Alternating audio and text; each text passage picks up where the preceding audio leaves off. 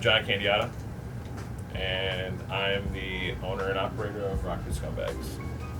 So basically, I just started about 3 or 4 months ago getting into textiles and actually doing actual clothing lines. I used to make t-shirts for bands and stuff like that, but now I'm actually starting something a little bit different, more of a movement towards a better city, but doing it a little different way. It's just a matter of how I do it, because a lot of my shirts and stuff like that are from different places and reused and materials, and then I touch every shirt and usually bleach it or tie-dye it or something like that. I also do regular art. I do regular art shows, stuff like that as well. So it's not just this, but Culture Shock's nice enough to host my stuff and take care of me as far as a brick and mortar place for me to sell when I'm actually at my 9-to-5 job. So now it's been about 10 years that I've taken it seriously, which has done about 4 or 5 different solo shows, some other things like that. I usually do about 3 or 4 shows a year. I try to curate as many shows as I can, but we just did a show at the Bubble Hive, so we're trying to be more progressive and do different things. I'm a snow sculptor too, so Snowbeards is the team that I'm on. So I've been on that for 3 years, so I try to be as active as I can in the art world. So some people do other things to break the stress of their day. I personally draw and paint and do textile stuff because that's what I feel. That's like my vice. That's like, instead of going to the bar, instead of playing soccer, doing something like that, that's what I do instead, just to get my mind off of the day-to-day. So when I first started, music was like the big machine that we had to fight as artists. Now it's opposite. I think the music is taking a backseat to art, and I think art has kind of grown a lot faster and a lot more rapid. There are obviously some balances and similarities as far as that goes. I know a lot of people that do art, but I know a lot of musicians and stuff like that too. But right now we want to be as cohesive as possible and do those things together. So we're trying to do more things with DJs and things with musicians as well as art. So so everybody gets a piece of that and everybody gets the stage. In Rockford, I would say China Cat has helped me out a lot. There's a lot of other influences that I have. Damon Davis. There's a lot of other people that have done a lot in music and a lot in art that I look up to. There's a lot of people that have opened their arms to me from the beginning. A lot of galleries. The Parlor has been extremely helpful. Culture Shock obviously has been extremely helpful. There's a lot of different things that people bring to the table that I've never seen. Peter Gorel is a perfect example. He makes action figures for Killer Bootlegs. He lives in Rockford. There's a lot. Joe Gorel's a snow sculptor. He lives in Rockford. He's a woodworker. There's a lot of people that I look up to as far as that goes, and there always will be. It's a dome, so there always will be a lot of people that I've looked up to. Stuck is a graffiti artist that used to live here, Ryan. So he does stuff in Chicago now. So there's a lot of people that I've looked up to just to get going. It would be a trade. It would kind of a trade between KO, who at the time was a part of Rockford Hip Hop Congress, who got me. I kind of met him at some event, and I kind of just broke the ice with him, and he really helped me out and said that I was something of value. So then he showed some of my art. Chris Warwickaki, Simply Photo, he did some things for me too. He gave me my first solo show, and I sold all my pieces. So I was ready, and I guess I just didn't know. And thanks to people like that and the movement before me, the people that helped me, that really helped out.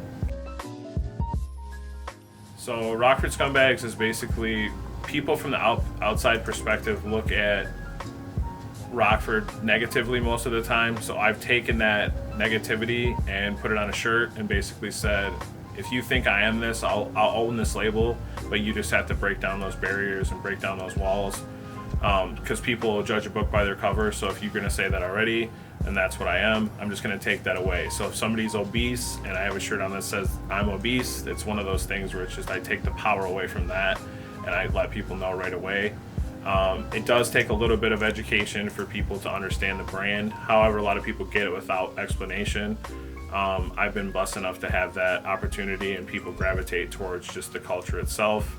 But it's something that I want to do for a really long time, and eventually give some of that money back to the city once I get more established. So basically, it's just a collective group of people that are trying to do the same thing as far as that goes. Because people already judge us and label us, it's just a matter of just taking that energy from that negativity and turning it into something positive. There's a lot of people, even in my close circle, that don't necessarily understand it, but that's okay. Not everybody will get what you're doing. Not everybody will get and not everybody's meant to go with you at the same time.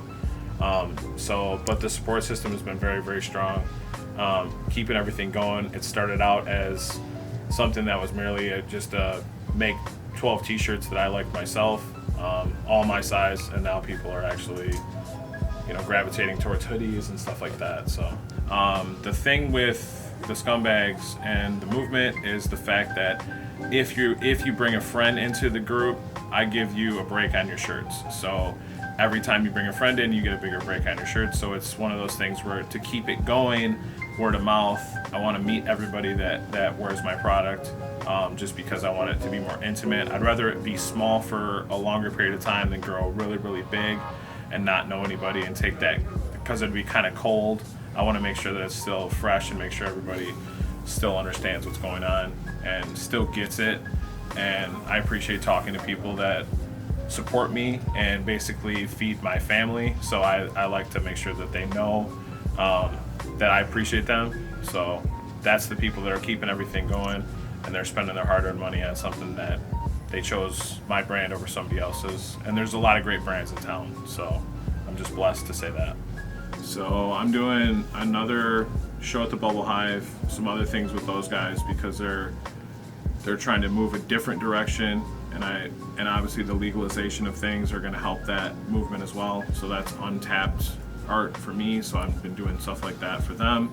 A lot of different shows and events. We're doing some stuff at Prairie Street Brew House. We always do stuff at the Parlor. So I'm trying to do collaborations with artists too, to kind of bring that full circle. So I get along with, like I said, as many people as I can to make sure that we all kind of share the stage together, as opposed to being competitive. I know there is competing space, but at the same time, I still want to give room to everybody else, just in case I'm not the only artist in town, and I never will be. So I just want everybody to basically eat, essentially. I think the growing of the downtown is going to help, although it being slow. My big main, leave it to my family goal is to make a street art park, and that's going to be something that I want to basically have funded through the city, grant money, stuff like that. Talking to Tom McNamara, the mayor, all those things about making just like a skate park, but it would be walls where artists can come and do their own thing as far as that goes, as long as it's cohesive with the city, and basically get repainted every month, and then you just continue to have new art in your city. So it's going to be a revolving door of artists, and hopefully the positivity stays as strong as the art does. So that's kind of my next big picture thing. So I do stuff like this, which is like bleach dyed, basically, and throw some tie-dye in there, throw some custom stuff on there. I do some plain stuff too, some more bleach stuff, tie-dye stuff. This one's not my actual tie-dye, but found that in the wild, so got it gifted from a friend. But I put Scumbag on whatever I can get my hands on. I throw Scumbag on. There's no specific type of material that I like and don't like, so whatever's out there and it's in good condition, so pass the savings on to them. So, but yeah, stuff like that I like to do a lot, so it's a lot of creativity. Every one of them's going to be different too, so those a lot of people gravitate to. So, but yeah, I definitely try to keep everything fresh and this is the newest design, so with the fists on it. So we got some buttons coming, some other merch, some hats, stuff like that. Hi, I'm John Candiotta, and I'm actually the original Scumbag.